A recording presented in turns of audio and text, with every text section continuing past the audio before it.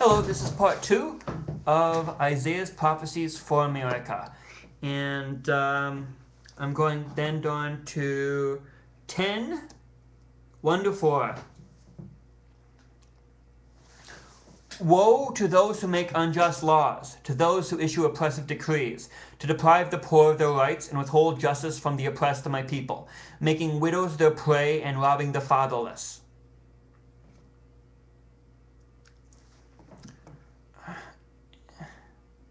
I mean, the history of America has been a history of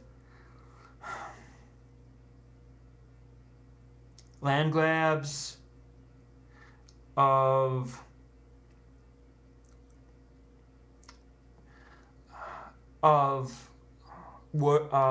employers dragging their heels on giving their employers proper benefits, proper health care. I mean, they finally did, but I mean, a lot of workers had to die before that. And I understand that some communists did infiltrate the ranks of organized labor, but if business would would have just met halfway and stuff like that. I just think, treat people like you'd want to be treated. I mean, the golden rule: love your neighbor as you love yourself. And so I mean, look at the conservative Christians who voted against the CHIP program, who voted against insurance for poor children, and they are the fatherless. I mean, you vote against the fatherless.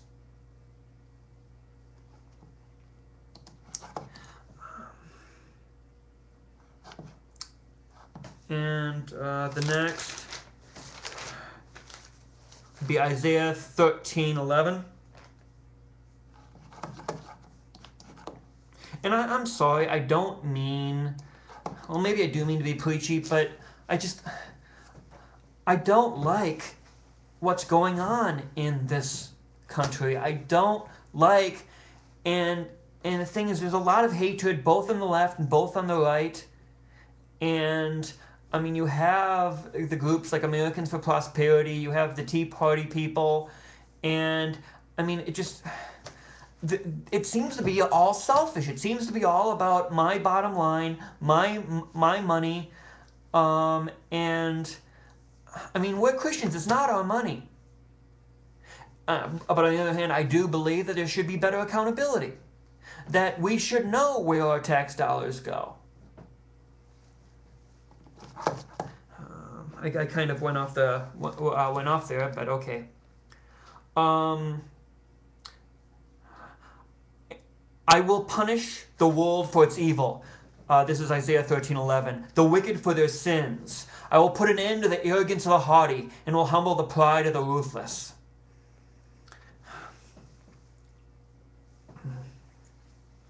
And I know that there will be a day where everyone will love each other. Everyone will care for each other. There will be no other. We'll all be sons of God, sons and daughters of God. We'll all be living in the kingdom. I just can't wait. And I know it's not going to fully happen until Jesus comes back. And it frustrates me to no end that there are people who claim to be Christians are standing in the way and are fighting and are doing the things that ancient Israel and ancient Judea did. And this is for all my green friends out there. Isaiah 24:5.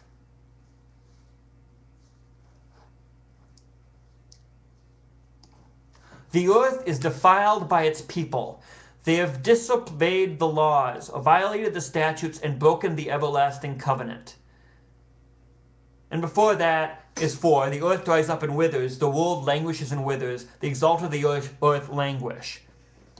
And the earth is defiled by its people. Can you say pollution? We don't care about this planet. Some of us do. But if you look at the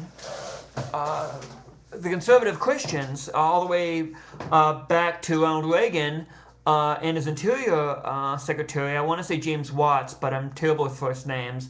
I'll put it in here. Who was the Interior Secretary, basically said that we shouldn't worry about taking care of the planet because we don't know when the rapture is going to be. We don't know how much time we have left. And I don't know if this is the mentality of right-wing Christians, but God gave us a great responsibility of a steward for this planet. I mean, yes, we have dominion over this planet, but we are a steward over this planet. And the right wing has not been a good steward. A good steward, not a good steward, maybe a steward of big oil profits, yes, but not of this planet. And again, we are straying. The next is Isaiah 29. And I really like this. I like reading this because, it gives me hope. 29:19. Once more the humble will rejoice in the Lord. The needy will rejoice in the Holy One of Israel. The ruthless will vanish. The mockers will disappear. And all who have an eye for evil will be cut down. Those who with a word make a man out to be guilty, who ensnare the defender in court, and with false testimony deprive the innocent of justice.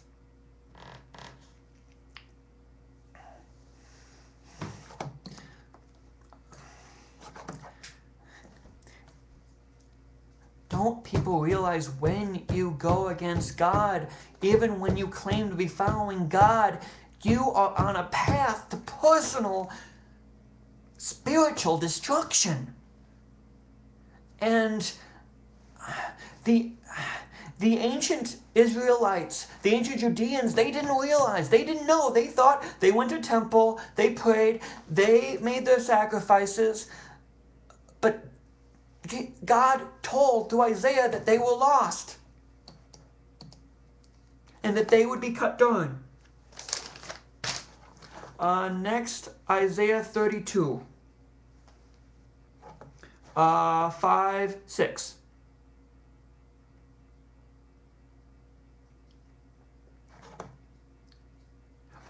I'm going to do a little more. See, a king will reign in righteousness. This is Isaiah 32:1. And rulers will rule with justice. Each man will be like a shelter from the wind and a refuge from the storm, like streams of water in the desert and the shadow of a great rock in a thirsty land. This is showing the kingdom, folks.